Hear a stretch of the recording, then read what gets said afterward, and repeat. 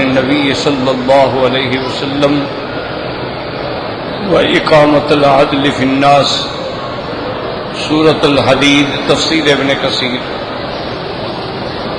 الحمد لله رب العالمين والصلاة والسلام على أشرف الأنبياء وسيد المرسلين سيدنا محمد وعلى آله وأصحابه أجمعين. اللهم صل على سيدنا محمد وعلى آل سيدنا محمد كما صليت على إبراهيم وعلى آل إبراهيم في العالمين إنك حميد مجيد. أعوذ بالله من الشيطان الرجيم. بسم الله الرحمن الرحيم. لقد أرسلنا رسلنا بالبينات وأنزلنا معهم الكتاب والميزان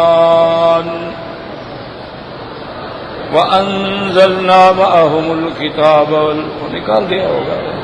إنا لله وإنا إليه راجعون. لا حول ولا قوة إلا بالله العلي العظيم. لا حول ولا قوة. وأنزلنا معهم الكتاب والميزان ليقوم الناس بالقسط وأنزلنا الحديد فيه بأس شديد ومنافع للناس وليعلم الله من ينصره ورسله بالغيب إن الله قوي عزيز. اللہ تبارک و تعالی نے کلام مقدس کی ان آیات مبارکہ میں ارشاد فرمایا ہے، تحقیق ہم نے بھیجے رسول معجزات کے ساتھ اور اتارا ان کے ساتھ کتاب بھی اور میزان بھی تاکہ لوگوں میں عدل قائم کریں. وَأَنزَلْنَا الْحَدِيدَ اور اتارا ہم نے لوہا، فیہ بأس شدید اس میں بڑی شدت اور سختی ہے، ومنافع للناس اور لوگوں کے لیے اس میں منافع بھی بہت ہے، تاکہ یہ جانچ ہو سکے کون ہے جو اللہ کے رسول کی اخلاص سے مدد کرتا ہے. اللہ تبارک و تعالی قوی بھی ہیں، غالب بھی ہیں. تو ان آیات پہ میں کچھ دنوں سے اپنے معروضات عرض کر رہا تھا، تو اس کا خلاصہ یہ ہے کہ ایک بات تو یہ ثابت ہو گئی کہ جتنے رسول آئے، پیغمبر آئے، ان کو اللہ نے بھیجا اور اللہ نے ان کو صداقت کے لیے اپنے اپنے دور میں معجزات بھی عطا فرمائے. یعنی جیسے حالات تھے معجزات بھی اسی قسم. موسیٰ علیہ السلام کے زمانے میں جادو کا زور تھا تو اللہ نے ان کو معجزہ بھی ایسا دیا کہ جس نے جادو کو مٹا دیا.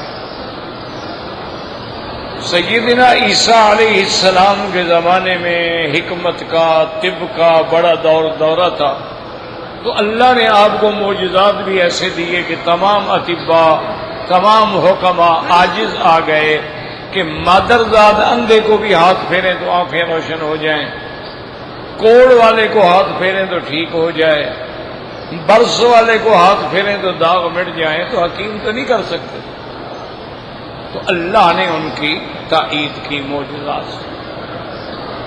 اور میرے آقا رحمت دو عالم جب تشریف لائے ہیں، عقیدے کے اعتبار سے تو گمراہی تھی، لیکن ادب کے اعتبار سے بڑے بڑے ادباء، بڑے بڑے شعراء، بڑے بڑے فصحاء پیدا ہوئے.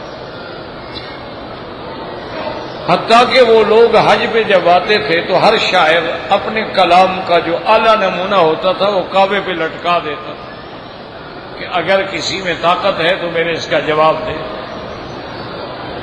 تو اللہ نے جب حضور صلی اللہ علیہ وسلم کو بھیجا تو آپ کو ایسا معجزہ عطا فرمایا کہ تمام دنیا کے شعراء، تمام دنیا کے ادباء، تمام دنیا کے فصحاء، تمام دنیا کے بلغاء جو تھے گنگ رہ گئے. اس کے بعد ان سے کوئی جواب ہی نہیں بنا. اور وہ معجزہ تھا قرآن. جو آج بھی معجزہ ہے اس وقت بھی معجزہ تھا۔ معجزے کا معنی یہ ہے، یاد رکھو کہ قرآن کے جو خصائص ہیں کہ ایک قرآن پاک باعتبار ادب کے نظر ڈالو معجزہ ہے، کوئی مقابلہ نہیں کر سکتا۔ قرآن پاک پر اگر آپ معلومات کے ذریعے سے نظر ڈال لیں تو دنیا کا کوئی علم اس کا مقابلہ نہیں کر سکتا۔ قرآن مقدس پر اگر آپ احکام اور عقائد کی نظر پہ نظر ڈالیں تو اللہ کے قرآن کا کوئی مقابلہ نہیں کر سکتا۔ اور قرآن پاک کی نعمتوں میں سے دیکھیں کہ دنیا میں کوئی کتاب کسی بندے کو یاد نہیں ہو سکتی، بڑا سے بڑے حافظہ والا بھی ہو تو 200 صفحے کی کتاب یاد نہیں کر سکتا ہے۔ یہ اعزاز قرآن کو ملا ہے کہ ہر بچہ قرآن کا حافظ ہے، تو یہ بھی قرآن کا اعجاز ہے۔ تمام دنیا کی کتابیں دنیا میں مٹ گئیں، ختم ہو گئیں، تبدیل ہو گئیں، اللہ کے قرآن کی زبر زیر میں بھی فرق نہ آ سکا، تو یہ بھی قرآن کا معجزہ ہے کہ جیسے سرکار دو عالم پہ اترا اسی طرح اللہ کا قرآن آج بھی موجود ہے۔ اور یہ بھی قرآن کا معجزہ ہے، فیہ خبر ما قبلکم، جو تم سے پہلے گزرے اس کے بارے میں بھی ہمیں قرآن بتلاتا ہے، وَنَبَأَ مَا بَعْدَكُمْ، جو ہمارے بعد آئیں گے قیامت تک ان کے بارے میں بھی ہمیں قرآن بتلاتا ہے۔ اور اس کے بعد یہ ہے کہ جو ہمارے آپس میں جھگڑے ہوں ان کے فیصلے کے لیے بھی ہمیں قرآن راہبری دیتا ہے۔ اور جب ہم معاملات میں الجھ جائیں قرآن ہمیں معاملات بھی سکھلاتا ہے، قرآن ہمیں اقتصادیات بھی سکھلاتا ہے، قرآن ہمیں سیاسیات بھی سکھلاتا ہے، قرآن ہمیں عقائد و دینیات بھی سکھلاتا ہے۔ تو ایسی جامع کامل مکمل کتاب کہ آج تک دنیا اس کی نظیر نہیں پیش کر سکی ہے، تو یہ سرکار دو عالم کا سب سے بڑا معجزہ تھا جو قیامت تک ہے۔ تو یہ بھی واضح ہو گیا ہر پیغمبر کو اللہ نے معجزات دیے، اور فرمایا ہر رسول پہ ہم نے کتاب بھی اتاری ہے۔ اب جتنے اللہ کے رسول ہیں ان کو اللہ نے کتاب دی ہے، اور رسول کتنا ہے؟ 313 ہیں۔ نبی کتنا ہے؟ تقریباً 1,24,000 ہیں، اور رسول جو ہے وہ 313 ہیں، اور ان میں 5 اولو العزم من الرسل ہیں، اور سب کے سردار حضرت محمد مصطفیٰ ہیں صلی اللہ علیہ وعلا آلہ واصحابہ وسلم تسلیما کثیرا کثیرا، کہ سید الاولین سید الآخرین شفیع المذنبین رحمت للعالمین خاتم النبیین سیدنا محمد الرسول اللہ صلی اللہ علیہ وسلم۔ اور یاد رکھو یہ بات جو ہے تورات بھی مانتی ہے، یہ بات انجیل بھی مانتی ہے، یہ بات ہندوؤں کے وید بھی مانتے ہیں، یہ بات جو ہے گرو نانک کی کتابیں بھی مانتی ہیں، اور یہ بات دنیا کا عقل بھی مانتا ہے کہ ایک ایسا پیغمبر ایسی جگہ مبعوث ہوتا ہے جہاں مسجد نہیں تھی، مدرسہ نہیں تھا، مواصلات نہیں تھے، یونیورسٹیاں نہیں تھی، بے باد غیر ذی زرع، ایک ایسی قوم میں پیدا ہوتا ہے جو قوم بھی امی ہے، ان پڑھ ہے، لیکن اس ان پڑھ قوم میں النبی الامی آتا ہے اور ساری دنیا کو پڑھا دیتا ہے علیہ الصلاۃ والتسلیم۔ تو یہ سب سے بڑے معجزات ہیں جو اللہ نے پیغمبروں کو دیے ہیں۔ تو اب 2 چیزیں ہو گئی، معجزات، اس کے بعد کتاب۔ اب تیسری چیز اللہ فرماتے ہیں کہ ہم نے انزلنا معہم الکتاب والمیزان، اور ہم نے ان کو میزان بھی دیا ہے۔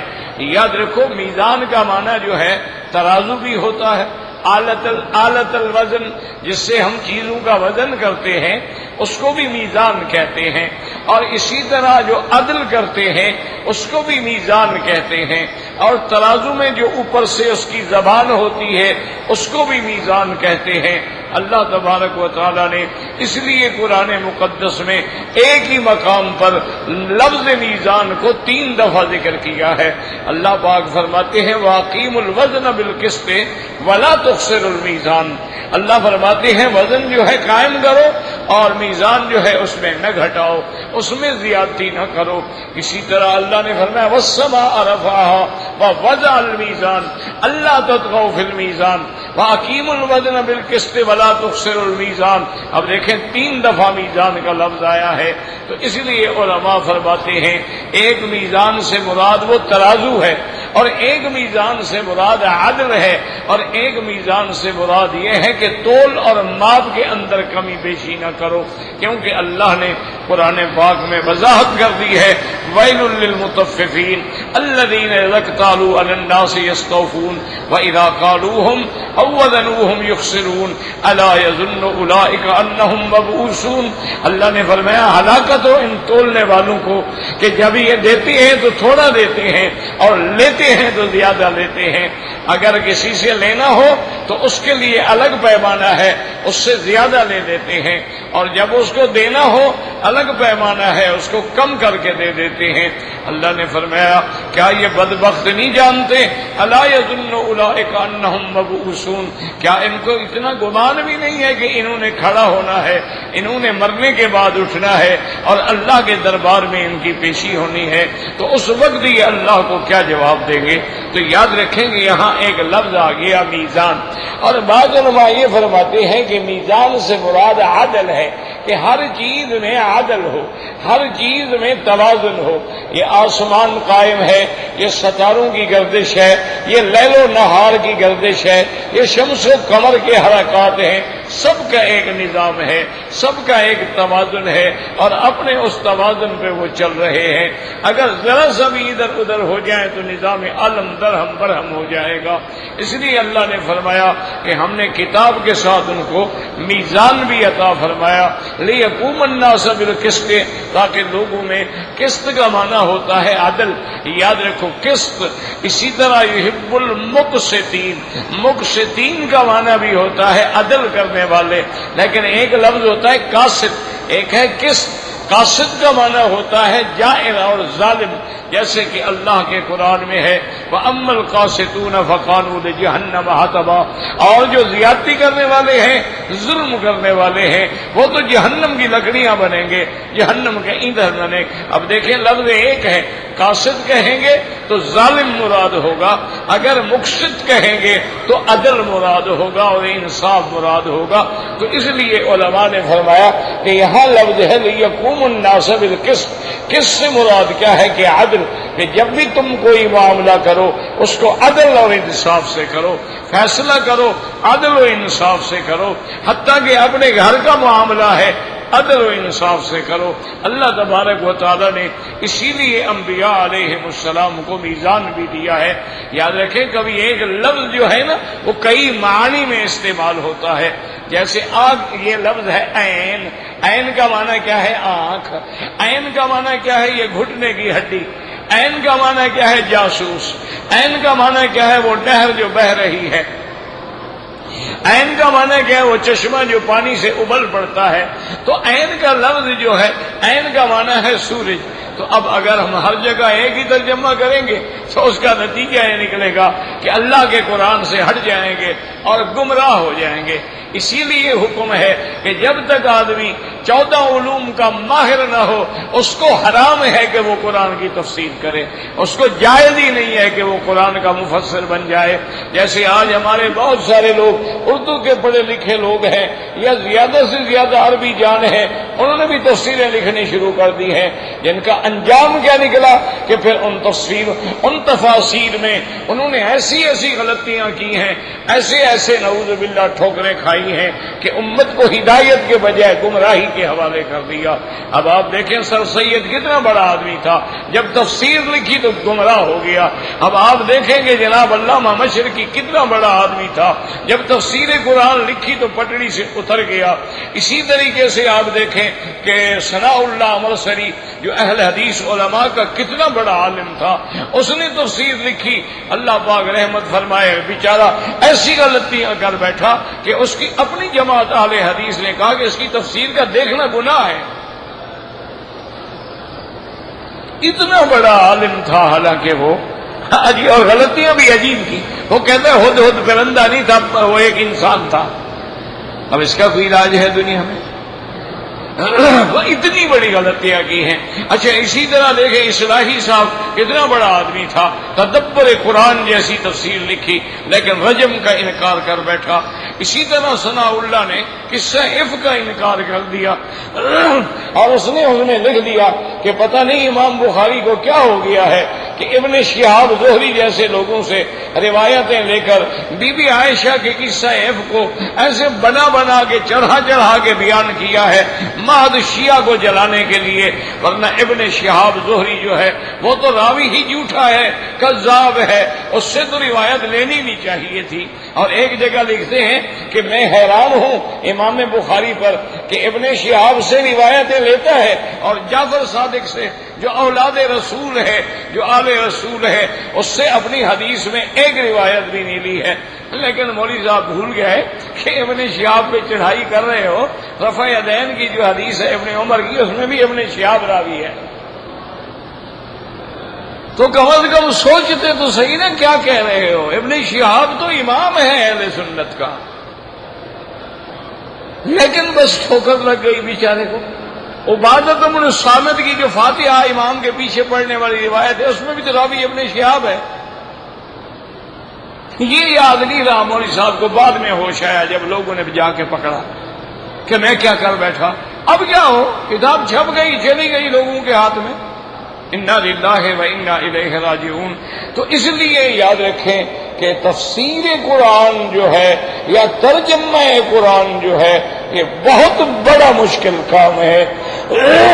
سب سے پہلے آدمی اس کے خود کوئی محنت نہ کرے بلکہ اپنے سلف صالحین کو سامنے رکھے۔ ہمارے پاس قرآن ایک ایسی نعمت ہے، اپنی تفسیر قرآن خود کرتا ہے۔ اچھا، قرآن ایک جگہ ایک کلمہ بیان کریں گے، دوسری جگہ وضاحت کرتے ہیں۔ اب دیکھیں قرآن مثلاً ایک چھوٹی سی میں آپ کو مثال دے دوں تاکہ آپ کو آسانی ہو جائے۔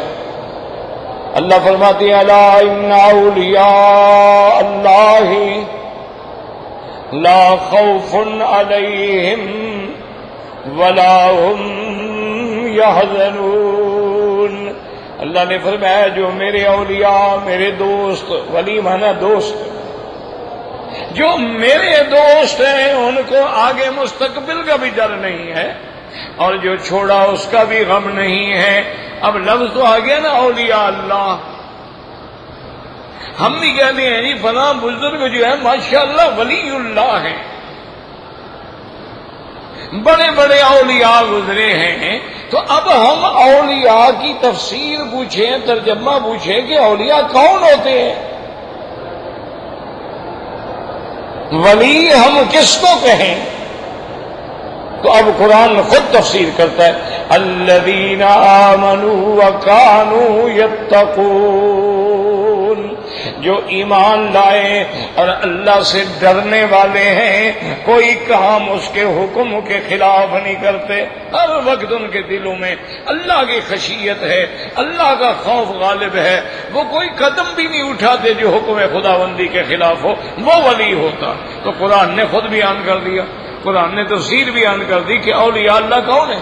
اولیاء اللہ کا معنی یہ نہیں ہوتا کہ جس کا پیٹ بڑا ہو، اولیاء اللہ کا معنی یہ نہیں ہوتا جس کے مرید زیادہ ہوں، اولیاء اللہ کا معنی یہ نہیں ہوتا کہ جس کے روزے کا گنبد اونچا ہو۔ اولیاء اللہ کا معنی ہے تقوی پرہیزگاری پہ چلنے والا۔ اور حضرت عمر جیسے آدمی نے ابی ابن کعب سے پوچھا تھا کہ بھائی اللہ فرماتا ہے تقوی اختیار کرو، تقوی اختیار کرو، یا ایھا الذین آمنوا اتقوا اللہ فاتقوا اللہ یا ایھا الناس اتقوا ربکم، یہ تقوی کیا ہوتا ہے؟ اللہ جو ہمیں کہتے ہیں کہ تقوی کرو، متقی بنو، تو تقوی کا معنی کیا ہے؟ تو حضرت ابی ابن کعب نے کیسے پیار سے سمجھایا، فرمایا امیر المومنین آپ کا اتفاق ہوا ہے کبھی کہ آپ کسی راستے میں جا رہے ہوں اور دلدل ہو، کیچڑ ہو، کانٹے ہوں، گندگی ہو، صرف درمیان میں ایک چھوٹا سا راستہ ہو جس پہ آدمی قدم رکھ رکھ کے جا سکتا ہو، اس وقت آپ کیا کریں گے؟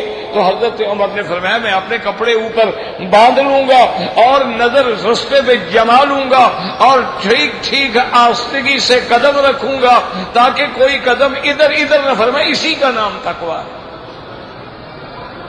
کہ اپنے آپ کو گناہوں سے بچا کے سیدھی جنت کی پٹڑی پہ لے جاؤ، بس اسی کا نام تقویٰ ہے۔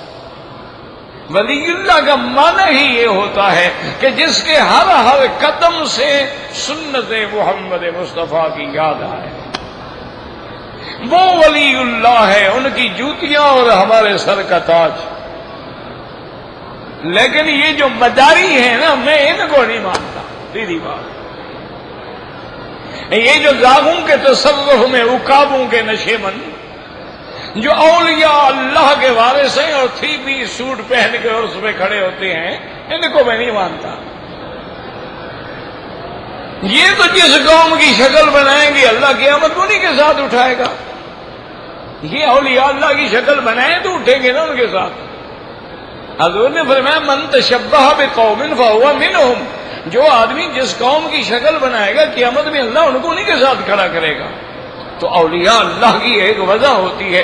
تو اس لیے یاد رکھو کہ قرآن پاک کا ترجمہ کرنا جو ہے، تفسیر جو ہے، وہ اتنی مشکل ہوتی ہے کہ اللہ پاک اپنی رحمت سے کسی کو توفیق عطا فرما دے۔ ایسے لوگ بڑے گزرے ہیں ماشاءاللہ، اور پھر تمہارے پاس ماشاءاللہ ایک مواد ہے، تفسیر ابن عباس ہے، جس نے خود حضرت محمد مصطفیٰ سے قرآن پڑھا ہے۔ اس کے بعد بات ختم ہو گئی۔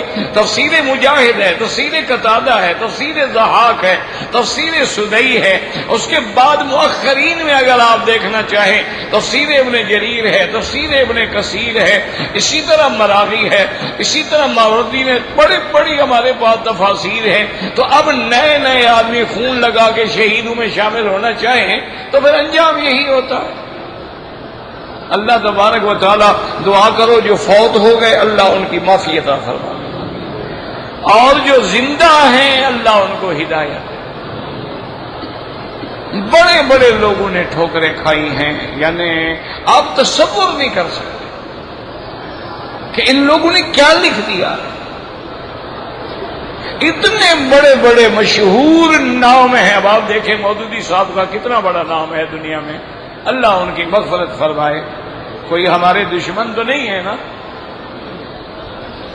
نہ ہماری کوئی ذاتی جھگڑا ہے، نہ انہوں نے کبھی ہم سے زمین چھینی ہے، نہ ہمارا کوئی برادری قومی رشتہ ہے، جھگڑا ہے، قصہ ہے۔ لیکن تفسیر آپ دیکھیں گے ایسی ٹھوکریں کھائی ہیں، اللہ اس کی مغفرت فرمائے۔ یعنی ایک چیز نہیں، کئی مقام پہ وہ تفسیر کی ہے جو قادیانیوں کی تفسیر ہے۔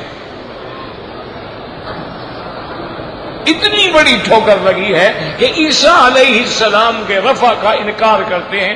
وہ کہتے ہیں کہ بھی یہ امر جو ہے مشتبہ ہے، اٹھائے گئے یا نہیں اٹھائے گئے، قتل کیے گئے یا نہیں قتل کیے گئے، یہ معاملہ جو ہے اشتباہ میں ہے، نعوذ باللہ۔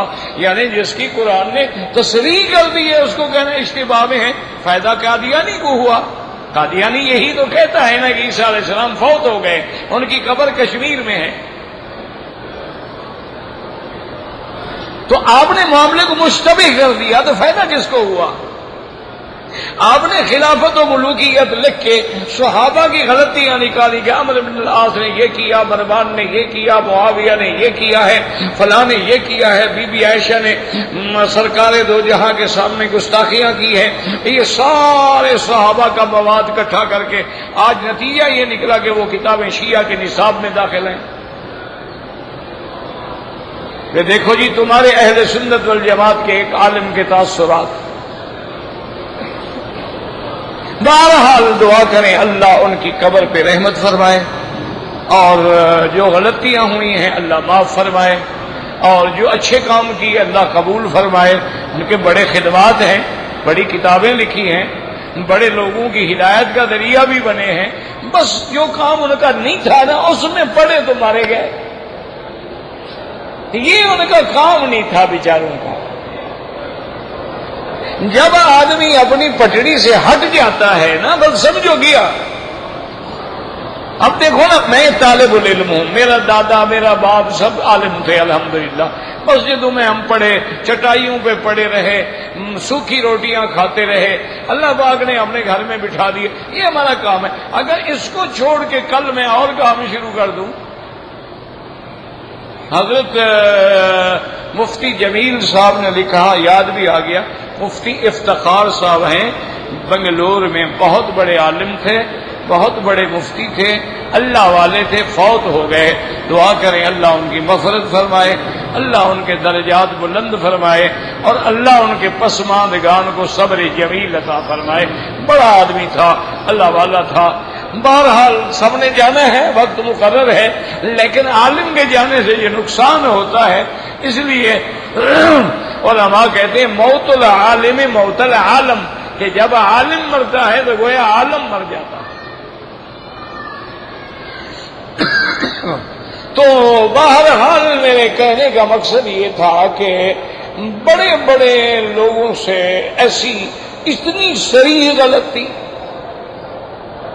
حالانکہ یاد رکھو یہ عقیدہ ہے اہل سنت کا، منصوص عقیدہ ہے کہ عیسیٰ علیہ السلام زندہ ہے، اور اللہ نے عیسیٰ علیہ السلام کو آسمانوں پہ زندہ اٹھایا ہے، آسمانوں پہ زندہ موجود ہیں، اور آخر قیامت کے زمانے سے پہلے دمشق میں عیسیٰ علیہ السلام اتریں گے، عیسیٰ علیہ السلام تابع ہوں گے شریعت محمد مصطفیٰ کے، عیسیٰ علیہ السلام دجال کو قتل کریں گے، عیسیٰ علیہ السلام صلیب کی شوکت کو توڑ دیں گے، عیسیٰ علیہ السلام پوری دنیا میں عدل و انصاف کا دورہ کریں گے، پھر عیسیٰ علیہ السلام کی شادی ہوگی، پھر عیسیٰ علیہ السلام پہ موت آئے گی، اور وہ دفن ہوں گے روضہ محمد مصطفیٰ میں۔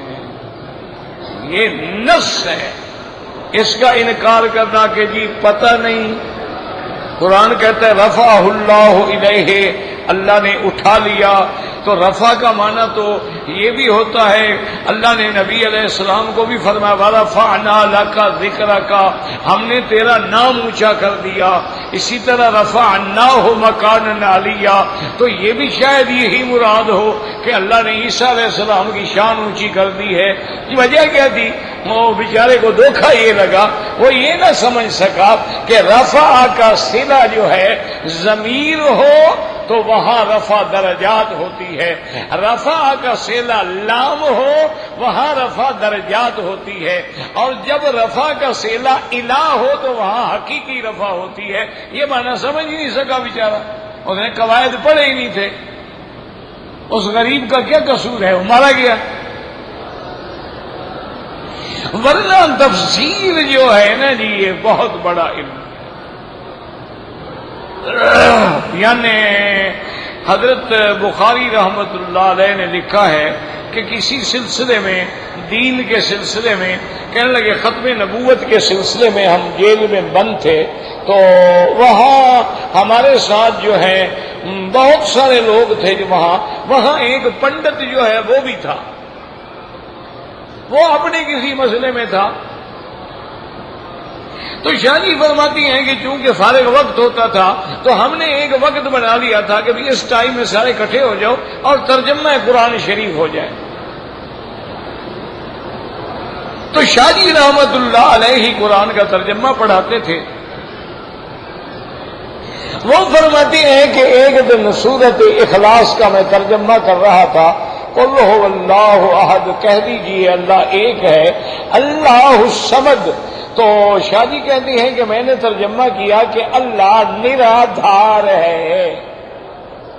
یہ شاہ عبد القادر دہلوی نے ترجمہ کیا رحمت اللہ علیہ۔ وہ کہتے ہیں وہ پنڈت بیٹھا تھا نا، وہ تو جھوم گیا نا جی، ایسے سر مارے، وہ وجد آ گیا اس کو، اور شاہ جی پھر کہیں، شاہ جی پھر کہیں۔ خیر درس ختم ہو گیا تو پنڈت آ کے میرے قدم کہنے لگا شاہ جی یہ آپ کو نرادھار کس نے پڑھایا ہے؟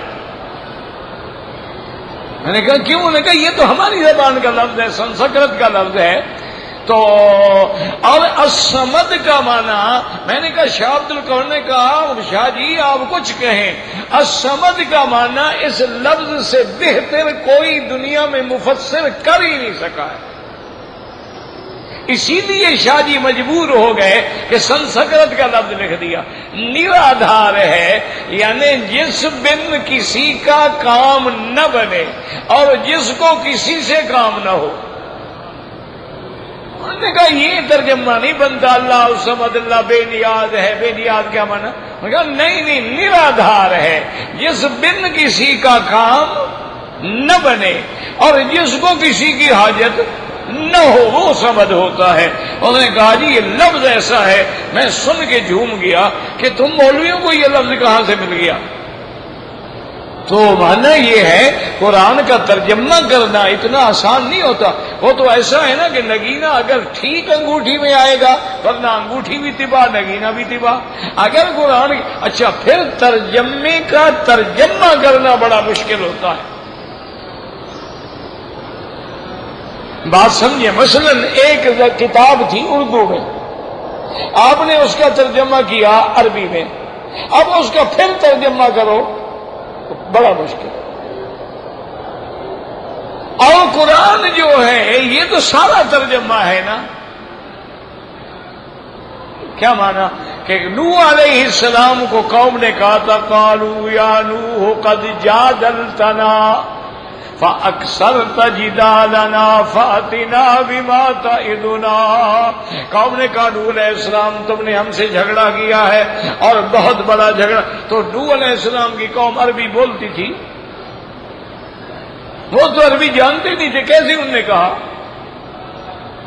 پہلے تو زبانیں ہی ساری سریانی ہیں یا عبرانی ہیں، اس کے زبان کو اللہ نے عربی میں نقل فرمایا ہے کہ یہ کہا تھا میرا محبوب نوح علیہ السلام کو قوم نے عربی میں یہ لفظ نہیں کہے ہیں۔ بات کو سمجھے، اللہ تبارک و تعالی نے فرمایا کہ یوسف علیہ السلام پہ جب اس کی امرأت العزیز نے ڈورے ڈالے، انہوں نے کہا معاذ اللہ انہ ربی احسن مثوائے۔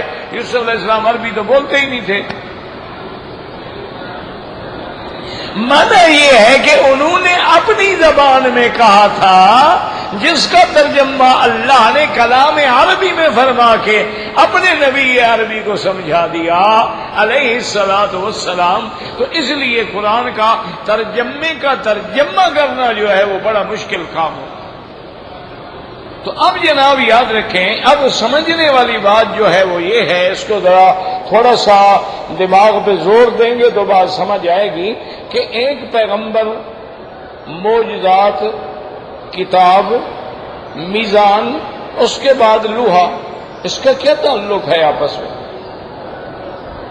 اللہ کے رسول کا کتاب سے تعلق ہے، ٹھیک ہے،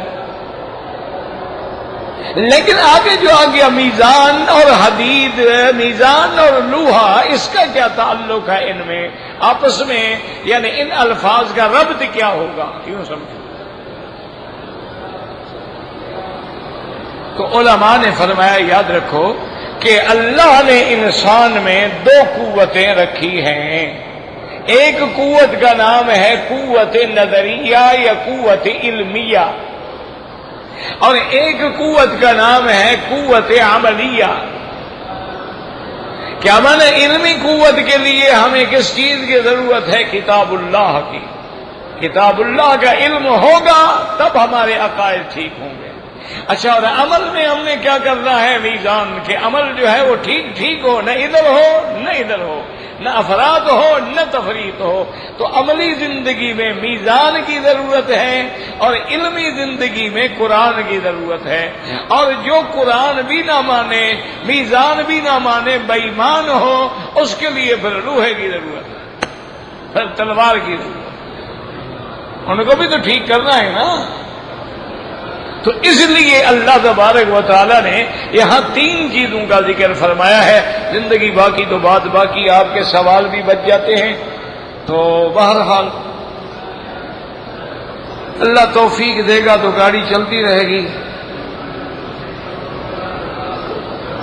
کہتے جی کہ علماء کہتے ہیں اور کتابوں میں بھی آتا ہے کہ سرکار دو عالم نے ٹوپی مبارک بھی پہنی ہے اور ٹوپی پہ آپ نے امامہ یعنی پگڑی مبارک بھی پہنی ہے، اور کہتے ہیں کہ جی یہاں دیکھا ہے ہم نے عرب لوگ جو ہیں پگڑی بھی نہیں پہنتے۔ میرا بھائی بات سنو، لباس میں اللہ کے نبی نے منع کیا ہے کہ کوئی مرد ریشم نہ پہنے۔ کوئی مرد سونا نہ پہنے تو اب ریشم کا کپڑا حرام ہے، چاہے کوئی ریشم کی پگڑی بھی باندھے تو حرام ہے۔ ان کے علاوہ ہر کپڑا جائز ہے۔ حضور پاک نے صرف ٹوپی پہنی ہے، ٹوپی مبارک پہ پگڑی مبارک بھی پہنی ہے۔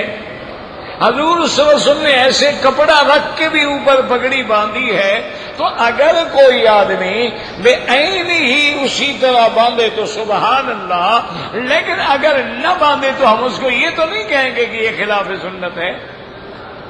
کیوں؟ یا تو حضور فرماتے کہ بھئی پگڑی کے بغیر اور مرد کے لیے کوئی کپڑا جائز ہی نہیں ہے۔ وہ تو آپ کا ایک ذاتی لباس مبارک ہے، آپ کو شلوار پسند تھی لیکن پہنی نہیں ہے۔ ساری زندگی حضور پاک نے چادر باندھی ہے، لیکن آج اگر کوئی شلوار پہنتا ہے کوئی منع نہیں، آج اگر کوئی پاجامہ پہنتا ہے کوئی منع نہیں، آج اگر کوئی لمبا کرتا پہنتا ہے کوئی منع نہیں، کوئی چھوٹا کرتا پہنتا ہے کوئی منع نہیں۔ دو چیزیں دیکھیں گے، ایک لباس حرام نہ ہو اور ایک لباس کی شکل جو ہے کسی کافر سے نہ ملتی ہو۔ آج اگر کوئی ہندوؤں کی طرح لنگی باندھے تو ہم کہیں گے ناجائز، آج اگر کوئی ہندوؤں کی طرح چوٹی رکھے تو ہم کہیں گے ناجائز، آج اگر کوئی نصرانیوں کی طرح گلے میں صلیب لٹکائے تو ہم کہیں گے ناجائز ہے۔ باقی اگر ٹوپی پہن لے، رومال پہن لے، پگڑی پہن لے، کوئی لباس بھی پہنے وہ منع نہیں ہے۔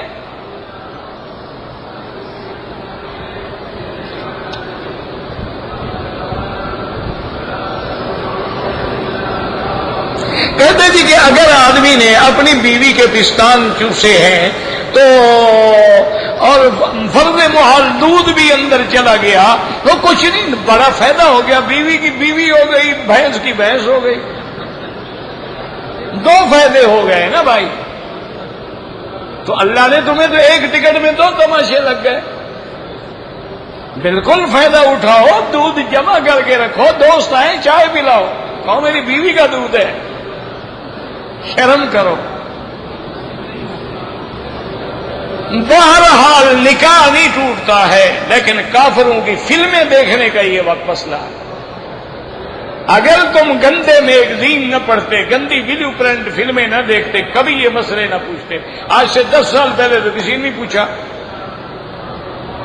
باقی نکاح نہیں ٹوٹتا، یاد رکھو، چاہے تم روز دودھ پیتے رہو۔ دودھ جب بچپن میں پیا جاتا ہے تب آدمی کی وہ ماں بنتی ہے، جب آدمی بڑا ہو گیا مدت رضاعت ختم ہو گئی تو اس لیے اس میں نہیں ہے۔ لیکن جو ادب ہے، جو حیا ہے، ایک بات دیکھیں کہ بی بی عائشہ کیا کہتی ہے، بی بی عائشہ جیسی محبوب بی بی ہو اور میرے مدنی جیسا جمیل شوہر ہو، ایسی جوڑی دنیا میں ہو سکتی ہے؟ بی بی عائشہ فرماتی ہے واللہ ما رأى منی، حضور نے میری شرمگاہ پہ پوری زندگی نظر ہی نہیں ڈالی۔ اور فرمایا واللہ ما رأیت منہ، اور میں نے بھی حضور کا بدن نہیں دیکھا زندگی میں۔ یہ کیا ہے یار، کوئی دیکھنے والی چیز ہے؟ چوسنے والی چیزیں ہیں۔ حضرت انور شاہ کاشمیری محدث تھے، بہت بڑے محدث تھے، اللہ ان کی قبر پہ کروڑوں رحمتیں فرمائے۔ امام بخاری رحمت اللہ علیہ کے بعد اس بندے کو اللہ نے حافظہ دیا تھا۔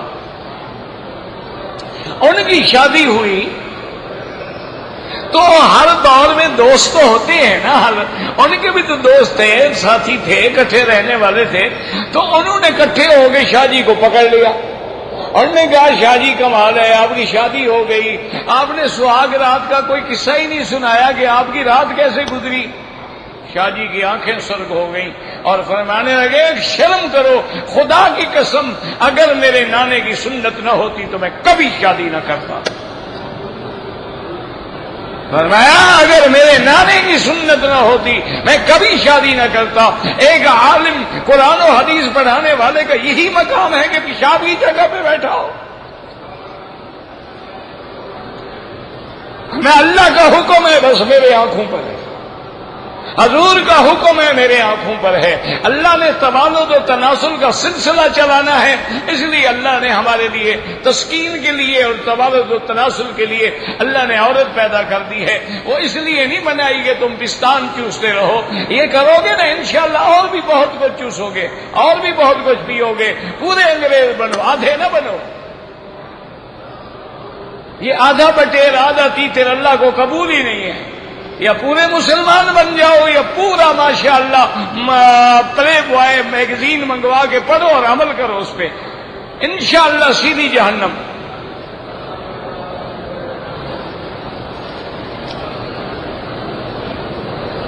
تصویر لینا بالکل حرام ہے. میری بچی کا رشتہ 2 جگہ سے آ رہا ہے، دونوں کے لیے استخارہ کرو. ایک کے لیے پہلے کرو پھر اس کے لیے کرو، جو اچھا لگے کر دو. اگر میں مزید عمرہ کرنا چاہوں بالکل کریں، میں مسجد عائشہ سے کریں، جیرانہ سے کریں، جہاں سے مرضی ہے، نفلی عبادت ہے.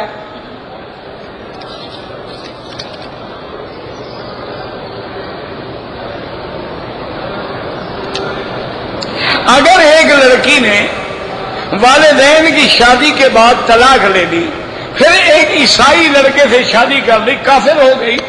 عیسائی لڑکی سے شادی مسلمان کر سکتا ہے، عیسائی لڑکے مسلمان لڑکی عیسائی سے نہیں کر سکتی، وہ تو کافر ہو گئی. اگر ایک عورت بغیر محرم کے عمرے پہ آئے، بس دعا کرو اللہ عمرہ تو قبول کرے، لیکن سفر جو کیا گناہ گار تو ہو گئی. سجدہ تلاوت جو ہے ہر وقت ہو سکتا ہے. ایک آدمی جو ہے سفر کے لیے حنفی حضرات کے نزدیک 78 کلومیٹر ہے، بعض علماء کے نزدیک 7 میل ہے اور بعض علماء کے نزدیک 1 میل ہے. بہرحال زیادہ دلائل اسی پر ہیں کہ 3 منزلیں، اور جب ان کی پیمائش کی گئی تو 48 میل شرعی بنتے ہیں، جو موجودہ دور میں 78 کلومیٹر بنتے ہیں.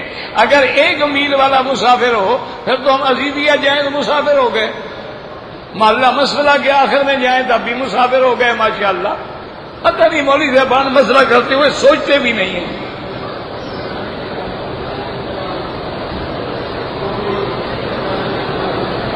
میں احرام پہن کے 2 رکعت پڑھے حج کے احرام کے لیے، جب 2 رکعت پڑھے تو میں نے نیچے شلوار پہنی ہوئی تھی، اتار لی ٹھیک ہو گیا. اگر نہیں اتاری پہنے رکھا تو دم پڑ گئی. اگر ایک آدمی نے احرام کی چادریں کھول دی اور پھر فوراً سر منڈا، کوئی بات نہیں، اس میں کچھ نہیں، لیکن سر منڈانا چاہیے. احرام کی چادریں ہونی چاہیے، کپڑے دوسرے پہن کے نہ منڈائیں.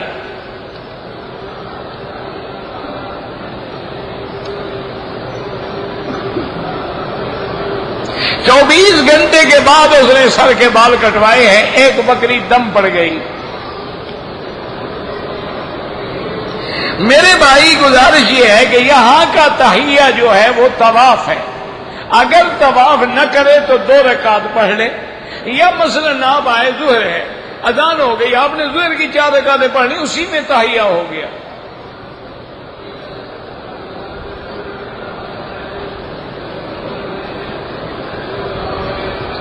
اگر میں نے مدینہ جانا ہے پھر لندن چلا جاؤں گا، اب مجھے نہیں پتا ہے کہ مدینہ پاک سے جب جدے آؤں گا پھر مجھے مکے آنے دیں گے. آپ جدے آ جائیں، موقع ملے جدے سے احرام باندھ کے عمرہ کر لو، نہ ملے نہ کرو.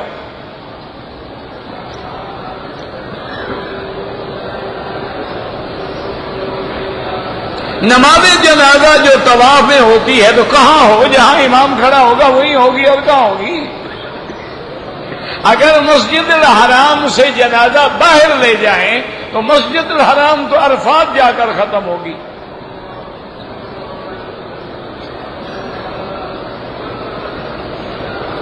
جس طرف امام ہوتے ہیں، مثلا یہ ہے کعبہ، امام اس طرف ہے، اس طرف کوئی آگے نہ ہو. ادھر اگر آگے ہے، ادھر آگے ہے، ادھر آگے ہے تو اس کا کوئی حرج نہیں.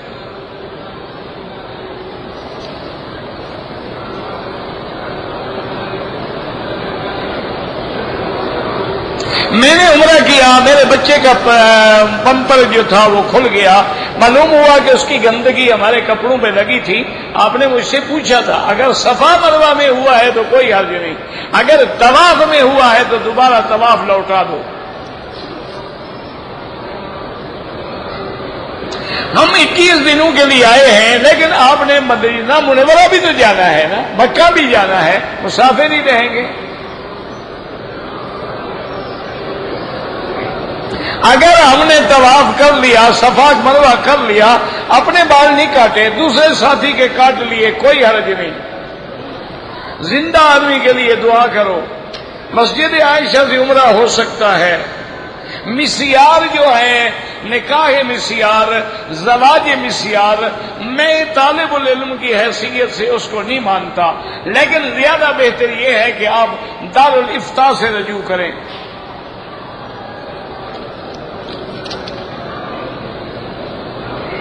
ہم نے کراچی سے احرام باندھا تھا، نہیں باندھا، جدہ سے احرام باندھا، عمرہ کیا، دم پڑ گئی، آپ کا میقات کراچی سے راستے میں گزر گیا۔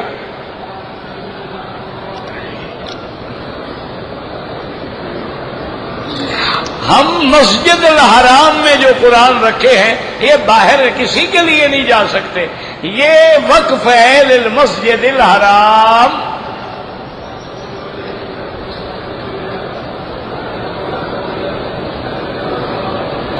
بہو اپنے سسر کی ٹانگیں دبا سکتی ہے؟ بالکل نہیں دبا سکتی۔ بیٹی نہیں دبا سکتی تو بہو کیا دبا سکتی ہے؟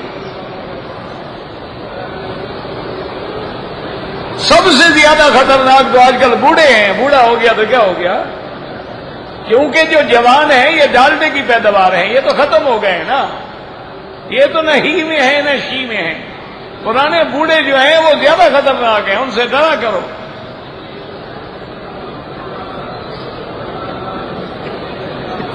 شیعہ اور بوڑھی لوگوں کو سلام، یہ دیکھو میرا بھائی، ان میں سینکڑوں قسمیں ہیں، اب ہمیں کیا پتا کون کافر ہے کون نہیں ہے، ہم ظاہری حالت کو دیکھ کے کہیں گے، باقی اللہ جانے۔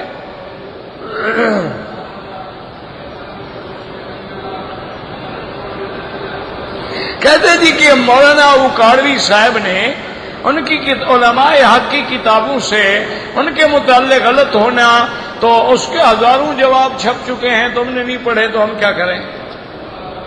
کمیٹی ڈالنا جو ہے وہ جائز ہے۔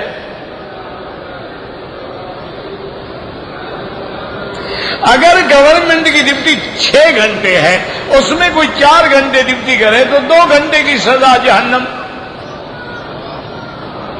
تمہارا کنٹریکٹ ہے، تم خیانت کر رہے ہو، 2 گھنٹے کی تنخواہ حرام لے رہے ہو۔ نماز عصر کے بعد طواف کریں، حنفی ہیں تو مغرب کے بعد پڑھیں، باقی ائمہ کے نزدیک حرم میں ہر وقت جائز ہے۔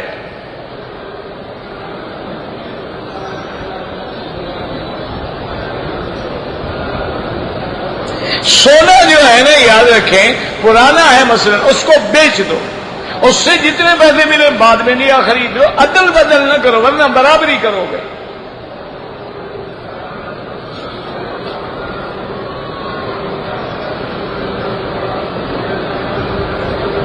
میری بیوی کو تکلیف تھی مہروں میں تو کالر لگا ہوا تھا، کوئی حرج نہیں۔ اگر کالر پہ بال بھی لگے ہوں تب بھی کوئی حرج نہیں، وہ مریض ہے، معذور ہے۔ انبیاء علیہم السلام جو ہیں، تمام انبیاء اپنی قبروں میں زندہ ہیں، لیکن وہ عالم الگ ہے، یہ عالم الگ ہے، اور ان کی زندگی جو ہے وہ شہداء سے بھی کروڑہ درجے اونچی ہے۔ کیوں؟ شہید کی بیوی سے تو شادی ہو سکتی ہے، نبی کی بیوی سے تو شادی نہیں ہو سکتی ہے۔ شہید کا تو میراث تقسیم ہوگا، لیکن پیغمبر کا تو میراث تقسیم نہیں ہوگا۔ اسی طرح حضور نے مسلم میں حدیث ہے، فرمایا میں نے اپنے آنکھوں سے دیکھا ہے حضرت موسیٰ علیہ السلام قائم یصلی فی قبرہ، کھڑے ہو کر قبر میں نماز پڑھ رہے تھے۔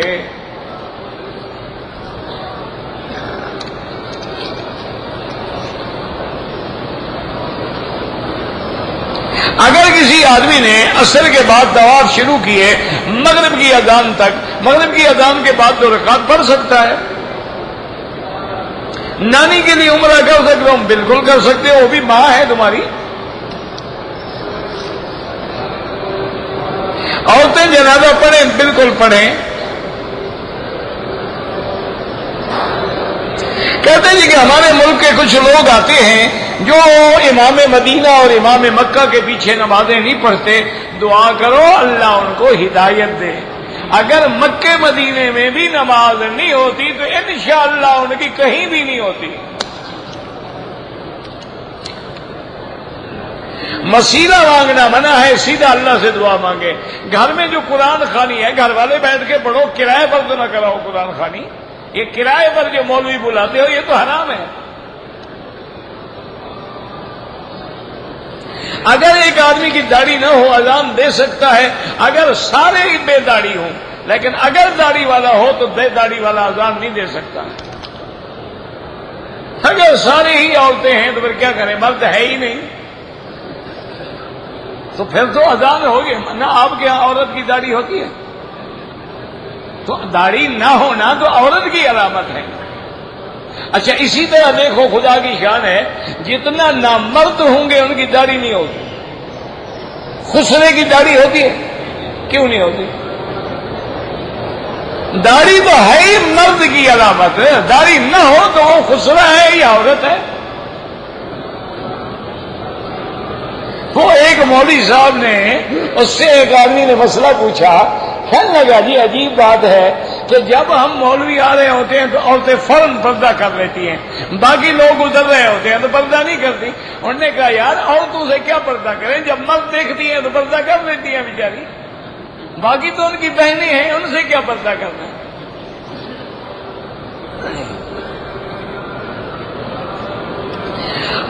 حالت حیض میں عورت مسجد کے اندر نہیں آ سکتی، میدان میں بیٹھ کے کعبے کو دیکھتی رہے، ذکر کرے، کوئی منع نہیں۔ عورت طواف کرتے ہوئے عمرے کی حالت میں کپڑا ایسے ڈالے کہ منہ کو بھی نہ لگے اور پردہ بھی رہے، یعنی گھونگھٹ کھینچ لے۔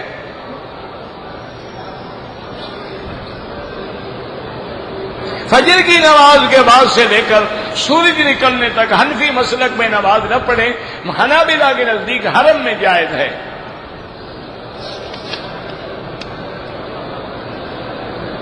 یہ جو تجویز ہے نا، آپ ایسے ایسے لکھ کے نہیں ہوتی، باقاعدہ لکھ کے سفارت سعودی میں بھیجیں۔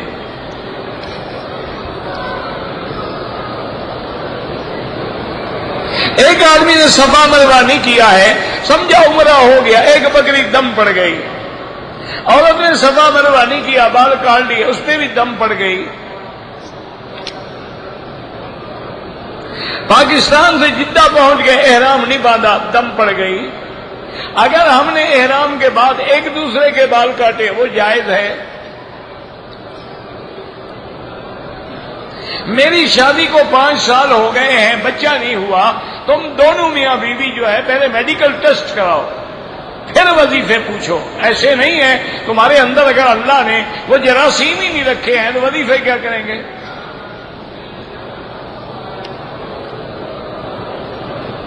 جنانہ سے عمرہ کرنا بالکل جائز ہے۔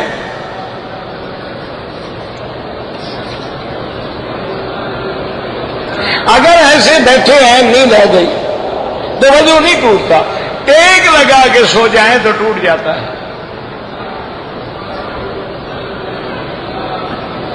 میں آپ سے ملنا چاہتا ہوں، بالکل ملے، میں کوئی افسر ہوں، ٹائم لینا پڑے گا، آرام سے ملے، بس درس کے فوراً بعد ہوش نہیں ہوتا، آدھے گھنٹے بعد آرام سے ملے، لاکھ دفعہ ملے۔ جب اذان ہو رہی ہے، قرآن پڑھ رہے ہیں تو آپ اذان کا جواب بھی دیتے رہیں، قرآن بھی پڑھتے رہیں۔ احرام کی حالت میں جب ہم نماز پڑھیں گے دائیں کندھا ڈھانکنے ہو تو صرف طواف کے چکروں میں ننگا رکھنا ہے۔ دم پڑ جائے تو لازماً بکری دینی ہوتی، بکری بکرا دمبی دمبا جو ہے، پیسے نہیں۔ جب عمرے کے لیے آئے ہیں پہلی نظر کعبے پہ پڑے تو دعا منظور ہوتی ہے۔ بیوی خاوند کے بغیر عمرے پہ طواف چھوٹے بیٹے کے ساتھ کر سکتی ہے. طواف وداع وہی ہے جیسے عام طواف ہے، بس وہ نیت یہ ہوتی ہے کہ آخری طواف ہے، اللہ ہمیں پھر دوبارہ لے آئے. حجر اسود کا بوسہ نہ لے، دور سے اشارہ کرے، اتنی ثواب ہے. اور یہ نیت کر لو کہ یا اللہ میں اس لیے نہیں لیتا کہ تیرے بندوں کو تکلیف نہ پہنچے، تو اور زیادہ ثواب ہے. مسجد الحرام پورے مکے میں جہاں بھی نماز پڑھو 1 لاکھ ہے.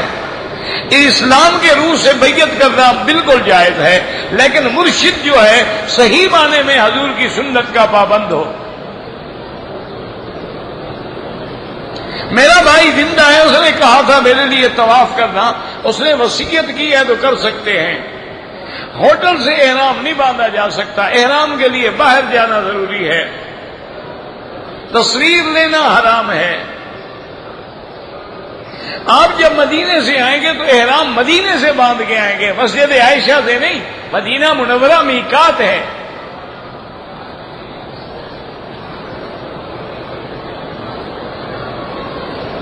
پتہ نہیں کیا ہے. والدہ فوت ہو گئی، اللہ مغفرت فرمائے.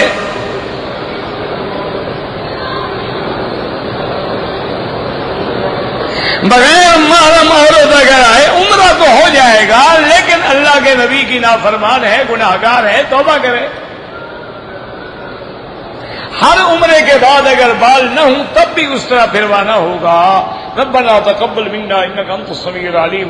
اللهم فرج هم المهمومين، نفس كرب المكروبين، واقض الدين عن المدينين، واشفنا واشف مرضانا ومرضى المسلمين. اللهم اجعل لنا وللمسلمين من كل هم فرجا، ومن كل ضيق مخرجا، ومن كل بلاء عافيا. یا اللہ عالم اسلام کی حفاظت فرما. یا اللہ اس بلد الامین کو قیامت تک ہر فتنے سے محفوظ فرما. یا اللہ پاکستان پہ رحم فرما. یا اللہ پاکستان پہ رحم فرما. یا اللہ مسلمانوں کی جان مال آبرو عزت کی حفاظت فرما. یا اللہ ہمیں مانگنا نہیں آتا، بغیر مانگے عطا فرما. ربنا تقبل منا انك انت السميع العليم وتب علينا انك انت التواب الرحيم.